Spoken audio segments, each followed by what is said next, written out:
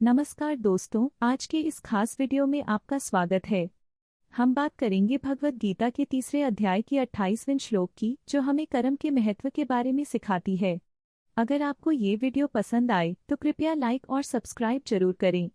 चलिए बिना समय गवाए इस अद्भुत श्लोक की गहराई में उतरते हैं। कर्मण्येवाधिकारस्ते मा फलेषु कदाचन। तुम्हारा अधिकार केवल कर्म करने में है, फलों में कभी नहीं।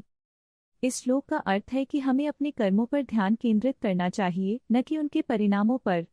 जब हम कर्म करते हैं तो हमें फल के लिए चिंता नहीं करनी चाहिए।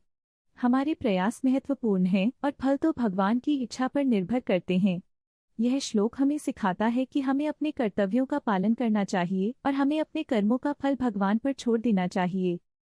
एक बार की बात है, एक छोटे से गांव में रामू नाम का एक किसान रहता था।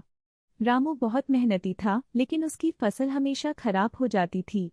एक दिन उसने अपने मित्र श्याम से कहा, मैं कितनी मेहनत करता हूँ लेकिन मेरी फसलें कभी अच्छी नहीं होती। श्याम ने मुस्कुराते हुए कहा, रामू, क्या तुमने भगवद गीता का यह श्लोक पढ़ा है? कर्मण्येवाधिकारस्ते मा फलेषु कदाचन। यह हमें सिखाता है कि हमें केवल अपने कर्म करने पर ध्यान देना चाहिए, फलों की चिंता नहीं करनी चाहिए। रामू ने कहा, लेकिन श्याम, मैं अपने प्रयासों का फल क्यों न देखूं? श्याम ने समझाया, फल भगवान के हाथ में है, हमें अपने कर्तव्यों का पालन करना है।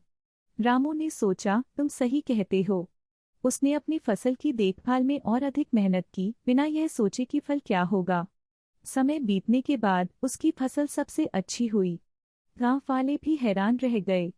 रामू ने सबको बताया, श्याम ने मुझे सिखाया कि हमें केवल अपने कर्मों पर ध्यान देना चाहिए। इसलिए दोस्तों, हमें भी अपने कर्मों में विश्वास रखना चाहिए और परिणामों को भगवान पर छोड़ देना चाहिए। अगर आपको ये कहानी पसंद आई हो तो कृपया लाइक और सब्सक्राइब करें।